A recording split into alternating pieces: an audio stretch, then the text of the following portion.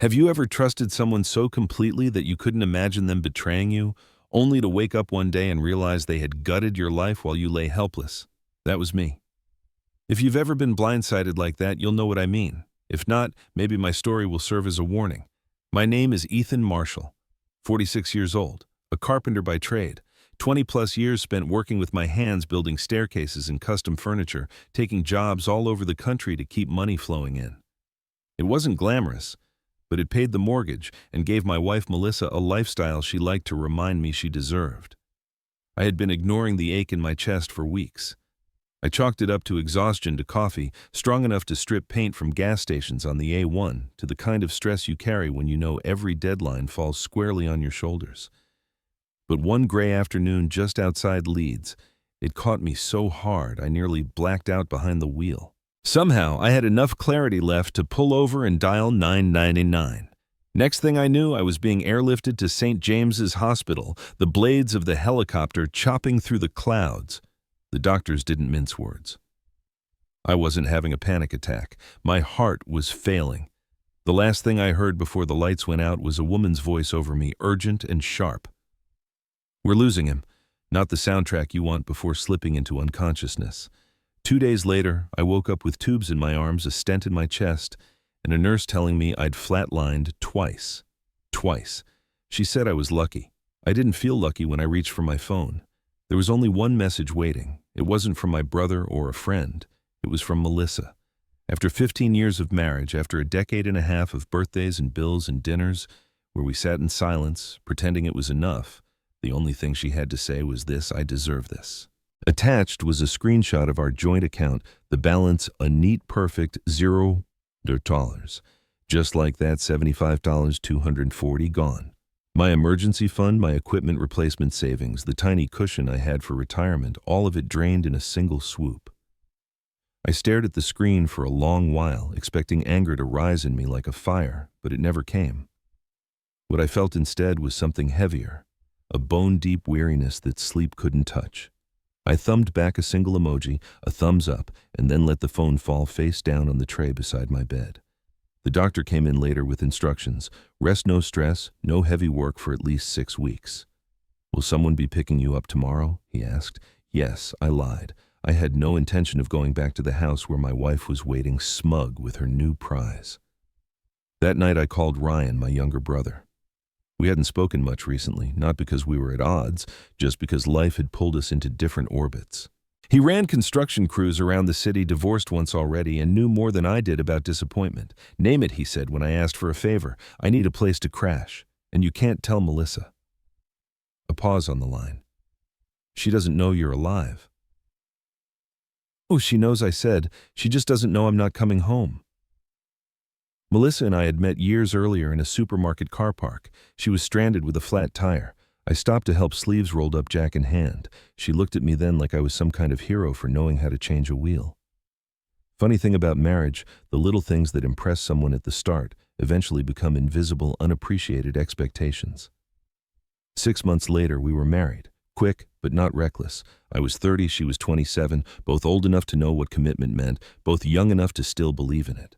She never liked that my jobs pulled me away for weeks at a time, but she liked what the jobs bought: dinners out, a decent car, holidays in Spain with her friends. I used to call her from wherever I was, Manchester, Glasgow, sometimes further, talking for hours. Over the years, those calls shortened. An hour became 15 minutes, then 5. Eventually, just a text: "Job finished, heading to Birmingham." Looking back, I can see the distance creeping in like damp through plaster. She stopped asking when I'd be home. She started traveling with friends I never met. I told myself it was fine, because trust is supposed to be the backbone of a marriage. I chose to trust her. Ryan let me into his semi-detached house in Headingley and set me up in the spare room.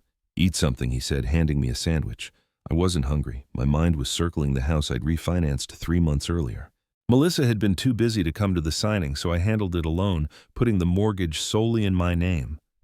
She hadn't even asked about the paperwork. Same as last year when I'd had a medical power of attorney drawn up after a mate of mine suffered a stroke and his girlfriend was shut out of decisions. My niece, Chloe, Ryan's daughter, helped me make sure it was watertight. Law students sharp as they come. All the pieces were already on the board, I just hadn't seen them yet. "Does Melissa know you're here?" Ryan asked. No, I said, and we'll keep it that way. She took everything. I nodded. What are you going to do? Rest, I said. Doctor's orders. But I didn't rest. That night, I stared at the ceiling, piecing together every red flag I'd ignored. Melissa checking her phone under the table, changing passwords, moving money for better interest rates. I'd been blind. Not anymore. On my third day at Ryan's, my phone buzzed with a text from Greg, the elderly neighbor who'd lived across from us for 20 years. Haven't seen you around. Everything all right? Melissa has some guy over.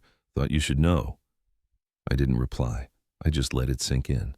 That afternoon, Ryan drove me to the main branch of our bank downtown. I asked for a fraud specialist, explained my hospitalization, showed them the screenshot Melissa had sent. The woman behind the desk listened face professional, but her eyes betrayed a flicker of pity and something harder, disgust maybe. Mr. Marshall, because this was a joint account, your wife did have legal access, but given the circumstances, your hospitalization and incapacity, we can open a fraud investigation. We'll need medical records confirming you were unconscious at the time. That won't be a problem, I said. She added, if this escalates to a criminal matter, the police will get involved. I met her gaze. I understand. On the way home, Ryan stopped for petrol. I sat in the car watching a father shepherd his kids into the shop for ice creams, the rhythm of normal life unfolding as if my world hadn't just been flipped upside down. When Ryan got back, he asked if I wanted anything. I shook my head. That evening, I made 3 calls. First to the project manager I subcontracted for letting him know I needed medical leave. Second to the credit union where I kept a small business account Melissa didn't know about. Third to Jonathan Park, a solicitor Ryan knew from work. I need to know where I stand, I told him, with the house, with the accounts, with all of it. He agreed to meet the next day. Later that night, while checking on investments, Melissa had never cared enough to ask about another message came through from her. Where are you? Your van's not at the depot. Did they tell you I came by? I didn't respond. Ethan, this is ridiculous. You can't just disappear. We need to talk about this. I turned the phone face down. Ryan raised an eyebrow. She reaching out. Yeah? You gonna answer? Not yet. That night I took a walk through Ryan's neighborhood. The air was cool, the stars faint but visible beyond the glow of the city. For the first time since the hospital, my chest didn't ache. Not physically anyway. And I realized something. I wasn't angry. I wasn't even hurt. I was simply done. And with that came a strange clarity. Melissa hadn't just taken my money. She had given me freedom. A week after being discharged, I finally went back to the house, midday when I knew Melissa would be at work. I unlocked the door and stepped inside like I'd just returned from another job. The air smelled different aftershave that wasn't mine, sharp and unfamiliar. Empty wine bottles in the recycling bin, 2 glasses in the dishwasher. I packed clothes, grabbed important papers, and opened the small lockbox from the closet where I kept my passport and birth certificate. On the hallway table, the framed photo from our wedding day was missing. That blank square of dust told me more than words ever could. I left without looking back. Back at Ryan's, I met with Jonathan. We spread documents across the kitchen table. The house situation works in your favor, he said, scanning the refinancing paperwork. Since it's solely in your name with that medical clause plus the cardiac event, you've got a strong case for exclusive use. And the money she took, I asked. Jonathan frowned. That's harder. Joint accounts are usually considered joint property, but the fact she emptied it while you were incapacitated could be seen as financial exploitation of a vulnerable adult, especially since the bulk of it was your earnings. And if I want a divorce, I asked, this is an equitable distribution state. Given the circumstances, I think we can argue strongly in your favor. He gathered the papers. I'll draft initial documents. From here on, don't respond to her. Everything goes through me. The next day, Melissa showed up at Ryan's. I was alone. I heard her car pull up, the slam of her heels on the pavement. The doorbell rang 3 times before the knocking began. I know you're in there, Ethan. Your van's parked down the street. You can't just hide. We need to talk. I sat still in the living room, silent as stone. Eventually, the knocking stopped. I thought she'd left until my phone buzzed. I'm sorry about the money. I was panicked. You've been distant for months. I thought you were cheating. When I saw the refinancing in your name, I lost it. We can work this out. It was the first time she had ever accused me of cheating. Projection, I thought. I set the phone face down. The following morning, Jonathan called. Melissa has retained Patricia Wells. My stomach dropped. Wells had a reputation as one of the toughest divorce solicitors in the county, the kind who went after everything: houses, pensions, even projected earnings. What does that mean? I asked. It means she's serious. Wells is claiming your disappearance after the hospital constitutes desertion. She's painting you as unstable, refusing contact. But don't worry, we'll get ahead of it. I've already filed for an emergency hearing regarding the funds she withdrew. Judge Peterson is presiding. He doesn't take kindly to financial exploitation of a medical patient. I ended the call and stared at the wall. Then I rang Chloe. I needed her help with something specific. When Melissa showed up outside Ryan's house pounding on the door, I held my breath like a child hiding under a blanket. I could hear her voice, high and insistent, spilling through the wood. You can't avoid me forever, Ethan. Your van is right there. We have to talk. I sat frozen in the living room, the hum of Ryan's old refrigerator filling the silence between her knocks. Eventually it stopped. I thought she was gone until my phone buzzed on the table. Her message glowed across the screen. I'm sorry about the money. I was angry. You've been cold for months and I thought you were seeing someone else. When I saw the refinancing only in your name, I panicked. Let's fix this. I turned the phone face down. It was the first time she had accused me of cheating. That told me more about her conscience than about me. The next morning, Jonathan called. Melissa has hired Patricia Wells, he said, his tone clipped. The name hit me like a punch. Wells had the reputation of a wolf in designer suits, divorce solicitor to the bitter and ruthless, known for wringing every drop from husbands in court. She's not playing around. Jonathan continued, they're already drafting a narrative that you abandoned her after your hospitalization. They're framing you as unstable, refusing contact. But we're not going to let that stick. I filed an emergency motion about the funds she withdrew. Judge Peterson is presiding. He has little tolerance for exploitation in medical cases. I ran a hand over my face. So what happens now? Now we prepare, Jonathan said. That night I walked to the corner shop for a bottle of water, and the chill air carried me back to the hospital machines, beeping a nurse telling me I was lucky. Lucky. I didn't feel lucky. I felt hunted. On my way back to Ryan's, headlights swept past and lingered just long enough to make me wonder who was behind the wheel. Melissa Wells, or maybe Greg, the neighbor who had pretended to be my friend while warming my wife's bed. 2 days later, Jonathan came over with a folder of papers. I need to see everything he said, spreading them out across Ryan's dining table. Bank statements, mortgage documents, medical records. He tapped the refinancing papers with his pen. This is good. The house is solely in your name with protective clauses for incapacity. That gives us leverage. Then he frowned at the bank statements. The withdrawals are trickier. Joint accounts usually mean joint ownership, but the fact that she drained it while you were incapacitated could constitute financial exploitation of a vulnerable adult. If we get the right judge, and I think we have, we can make it stick. I nodded, though my chest still felt tight. And divorce, Jonathan leaned back. Equitable distribution state. Given these circumstances, we can argue for a heavily favorable outcome. But prepare yourself. Wells will come hard. 3 nights later, my phone buzzed with another message, this time not from Melissa, but from an unknown number. This is Patricia Wells, legal representative for Melissa Marshall.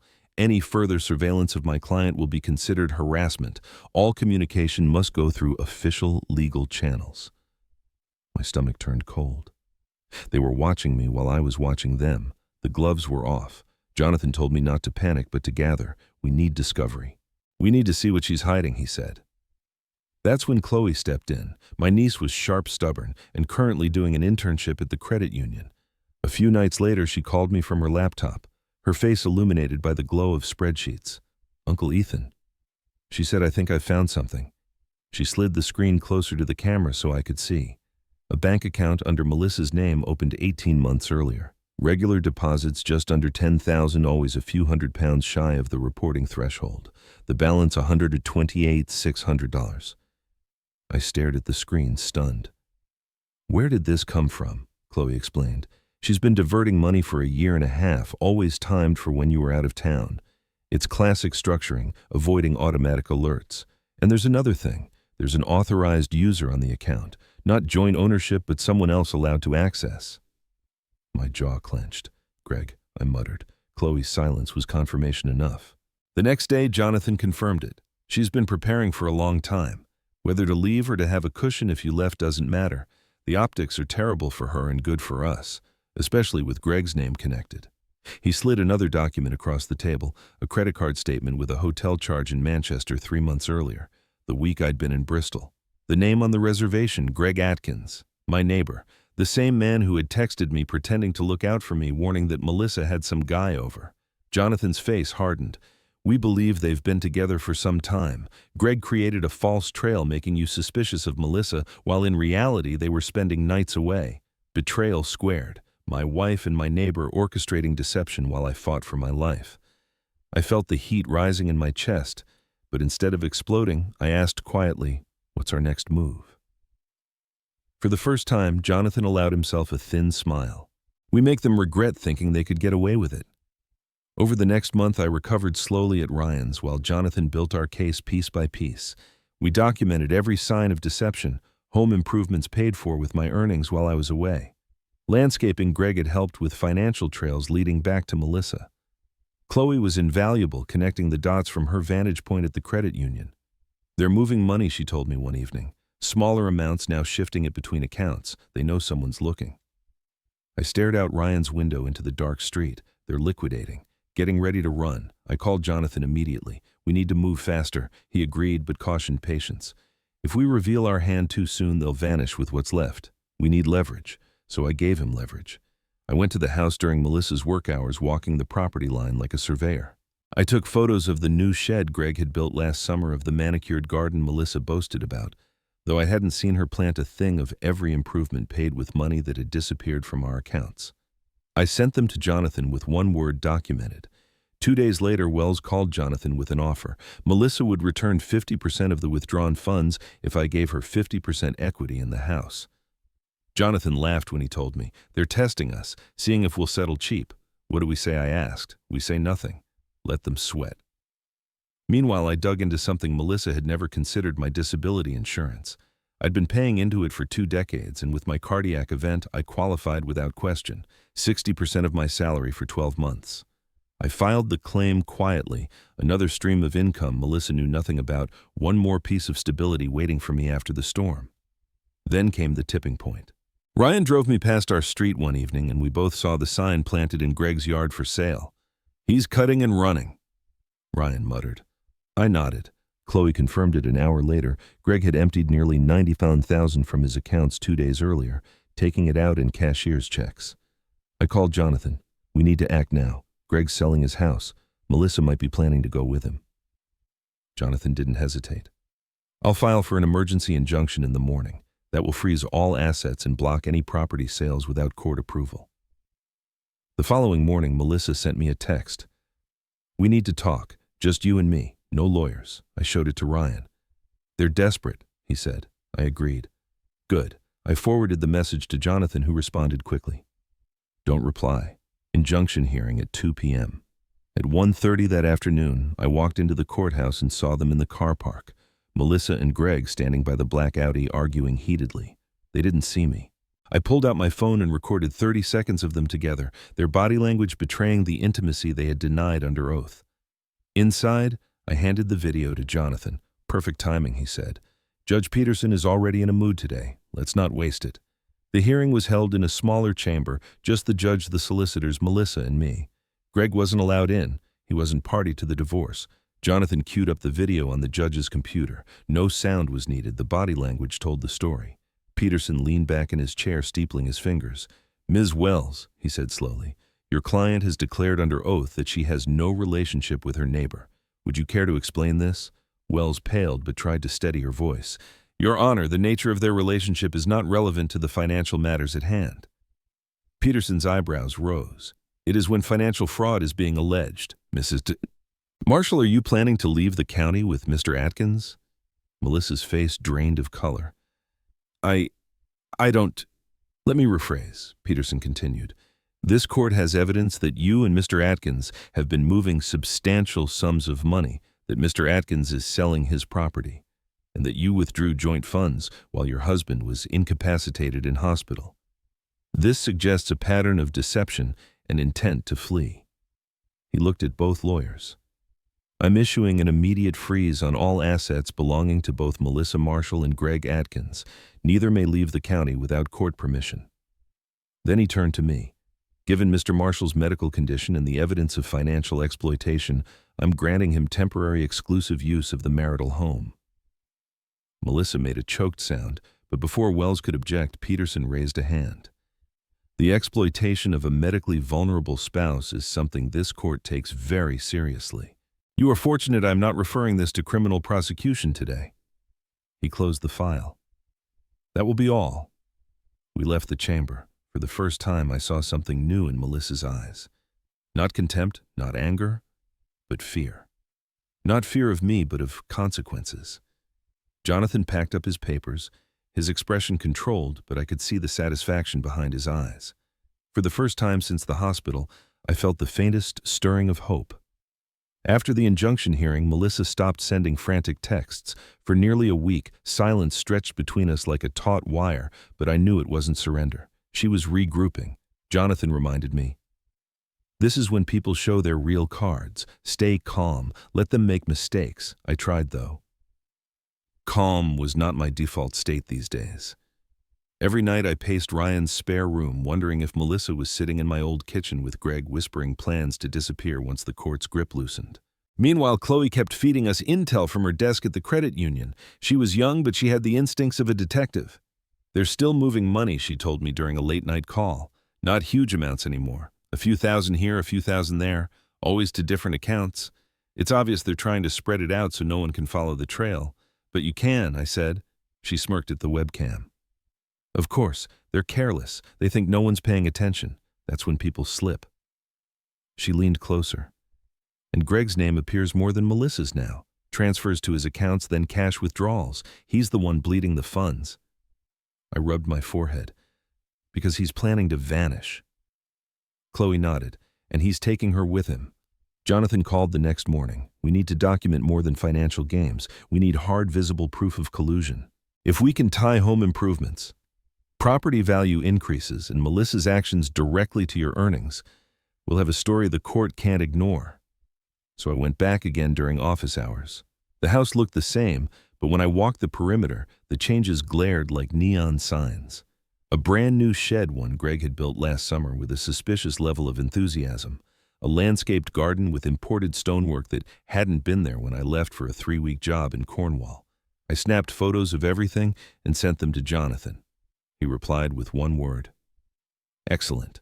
Melissa's solicitor must have sensed the walls closing in because 2 days later, Wells phoned Jonathan with another proposal.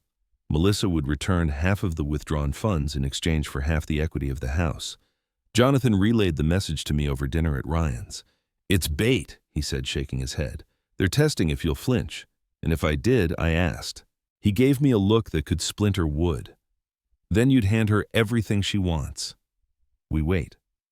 But waiting gnawed at me, so I looked for angles. One came in the form of a dusty folder I found in my toolbox disability insurance documents.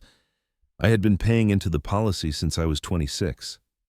After my heart attack, I qualified automatically. 60% of my income for a year, no questions asked. I filed the claim quietly. It was like finding a lifeboat tied to the dock while your ship sank. Melissa knew nothing about it, which meant it would not be part of any settlement. For once, fortune leaned in my direction. Greg, however, was growing restless. Ryan and I drove past one evening and saw the sign still planted in his yard: "For sale." The blinds of his house were drawn, but a moving van idled at the curb. Chloe confirmed the next day that Greg had cashed out nearly £90,000 in bank checks. He was gathering his escape kit. I phoned Jonathan immediately.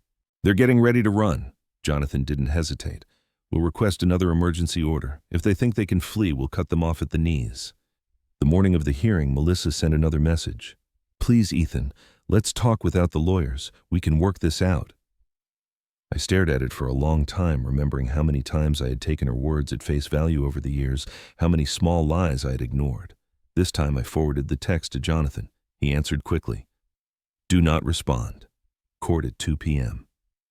When I arrived at the courthouse, I spotted Melissa and Greg in the parking lot again. They weren't holding hands, but their bodies leaned toward each other with the intimacy of people who had already made promises in the dark. They were arguing fiercely. I didn't hesitate. I lifted my phone and recorded 30 seconds of them, their gestures sharp, their proximity undeniable. That was all the proof I needed. Inside, Jonathan queued the video up on Judge Peterson's computer. Wells tried to object before it played, but the judge waved her down. The clip rolled in silence, just Melissa and Greg standing too close. Voices unheard, but postures unmistakable. Peterson leaned back, removing his glasses.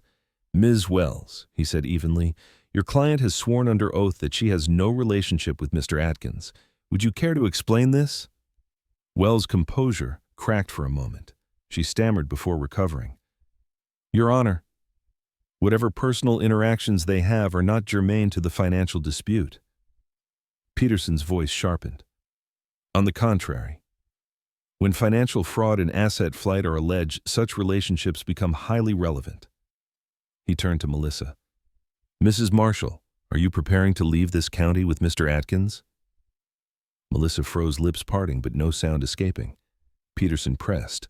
"The court has evidence of substantial fund transfers, property liquidation, and suspicious withdrawals, all coinciding with your association with Mr. Atkins. This suggests collusion and intent to abscond." He shuffled papers, then announced, "Effective immediately, all assets belonging to Melissa Marshall and Greg Atkins are frozen. Neither may sell property nor leave the jurisdiction without explicit court permission. Furthermore, considering Mr. Marshall's medical vulnerability and the evidence of exploitation, I grant him temporary exclusive occupancy of the marital home." Melissa's face went pale, her shoulders collapsing as if the verdict had physically struck her. Wells tried to object, but Peterson raised his hand. "This court takes the exploitation of an incapacitated spouse very seriously. You are fortunate I am not recommending criminal charges at this stage." He banged his gavel lightly. "Adjourned." As we left the chamber, Melissa's eyes met mine. For the first time, I saw not anger, not contempt, but fear. Fear of consequences. Fear that her careful scaffolding of lies was beginning to crumble. Jonathan closed his briefcase, his expression tight but satisfied. "Now," he said quietly, "the real discovery begins." That night, I walked Ryan's neighborhood again, the cold air stinging my lungs. For weeks I had felt only exhaustion. But now there was something else in me, a glimmer of steel. I wasn't just surviving anymore. I was preparing to fight. The weeks after the injunction were strangely quiet, but the silence wasn't peace. It was the eye of the storm. Jonathan warned me, "Don't mistake her silence for surrender. Wells will regroup. They'll try another angle." He was right. Within 10 days, discovery produced exactly what we had suspected: Melissa's hidden account with its steady deposits just under the reporting threshold, and evidence that Greg was listed as an authorized user. Chloe had been the one to connect the dots, combing through records that others had overlooked. She slid a stack of statements across Jonathan's desk. Every deposit matches the weeks Uncle Ethan was on jobs out of town. When he was gone, money went in. When he was back, activity slowed. It's deliberate. Jonathan's eyes lit with satisfaction. It paints a picture: Melissa siphoning income, Greg helping her hide it, both preparing to siphon off the marital estate while Ethan was vulnerable. Meanwhile, Greg's desperation grew more obvious. Chloe confirmed he had moved nearly £90,000 into cashier's checks, then tried to shuffle them through secondary accounts. But the injunction had frozen his assets, and now he was cornered. When I drove past his house, the for sale sign still stood, but the windows were dark. A man ready to bolt but unable to. Melissa was no better off. Her messages grew more erratic, sent through lawyers, rather than directly claims that I was abandoning her, accusations that I had plotted against her for years. Even insinuations that I had hidden money from her first. Jonathan dismissed them with a wave of his hand. Projection. They always accuse the other side of whatever they themselves are guilty of. The next hearing came 2 weeks later. We entered the courtroom with files thick as bricks. Wells looked sharp as ever, but her confidence had a crack in it now. Judge Peterson didn't waste time. "The court has reviewed discovery. There is clear evidence of hidden accounts, unauthorized transfers, and collusion between Mrs. Marshall and Mr. Atkins. This is unacceptable." He turned his gaze on Melissa, who shifted in her chair. "Furthermore, Mrs. Marshall, your claim that your husband deserted you is inconsistent with medical records proving he was incapacitated during the period in question. Your narrative is rejected. Wells tried to redirect raising the refinancing of the house as evidence of my supposed deception, But Peterson cut her off. The refinancing was executed legally and solely in Mr. Marshall's name. That is not deception, that is prudence. He tapped his gavel lightly. Accordingly, this court rules that Mr. Marshall retains primary ownership of the marital home pending final distribution. It was the first major blow. Melissa's jaw tightened, but she said nothing. Outside the courtroom, Jonathan leaned toward me. Momentum is ours. Don't relax. We push until she breaks. Over the next month, discovery unearthed even more. Hotel receipts signed with Greg's name tied directly to dates when I was away. Purchases of expensive gifts delivered to Melissa's workplace. It was a trail of breadcrumbs leading directly to their affair. Jonathan compiled it meticulously, page after page. When this goes before the judge, he told me there won't be much left for Wells to argue. She'll advise Melissa to settle. And she did. 3 months after my heart attack, the divorce settlement was finalized. Melissa fought hard at first, but the weight of evidence crushed her resistance. The judge awarded me the house, my work van, and 80% of our savings. Melissa received her car and the remaining 20%. The hidden account, the one she had so carefully constructed, was split 50-50, but not before my legal fees were deducted from her portion. Greg, for his part, disappeared quietly after the final hearing, his house unsold, his reputation scorched. I never spoke to Melissa again. Every communication filtered through lawyers until the ink on the divorce papers dried. The last I heard, she had moved to Manchester, starting over with whatever scraps she had left. Maybe Greg followed her, maybe not. By then, I no longer cared. 6 months later, I sold the house. Too many memories clung to the walls like smoke. I bought a smaller place closer to Ryan and Chloe, somewhere I could breathe without seeing ghosts in every corner. Some of the proceeds went to help Chloe with her law school tuition. She had been the quiet hero of the whole ordeal, and I wanted her to know her efforts mattered. Jonathan called her a solicitor in the making, and I believed it. She would be better than most of the veterans I had seen. As for me, I no longer take long carpentry contracts on the road.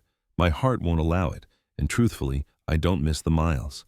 Instead, I dispatch and manage jobs for other builders still part of the trade, but home every night. It's quieter, steadier. Some might call it boring, but after nearly losing everything, boring feels like a blessing. Sometimes people ask if I'm angry at Melissa, at Greg, at fate. I'm not anymore. Anger is heavy, and I carried enough weight on my chest already. What I've learned is simple. You can't control what others do. You can only control how you respond. Melissa thought she was taking everything from me that day in the hospital. Instead, she forced me to fight for myself in a way I never had before. She stripped away the illusions, and in the rubble I found something solid, the strength to rebuild on my own terms. One evening, months after the dust had settled, I was cleaning out old boxes and found our wedding album. For a moment, I considered throwing it out. Instead, I slid it back onto the shelf. It wasn't the end of my story, just a chapter. The heart attack nearly killed me. The betrayal nearly broke me, but I survived both. And in surviving, I changed. Some lessons you learn the easy way. Others are carved into you by fire. Some people you lose for a reason, and sometimes the life you build after everything crumbles is better than the one you thought you wanted. That's my truth. That's my freedom. And if you've ever felt trapped in betrayal, remember sometimes the collapse is the beginning of the rebuild.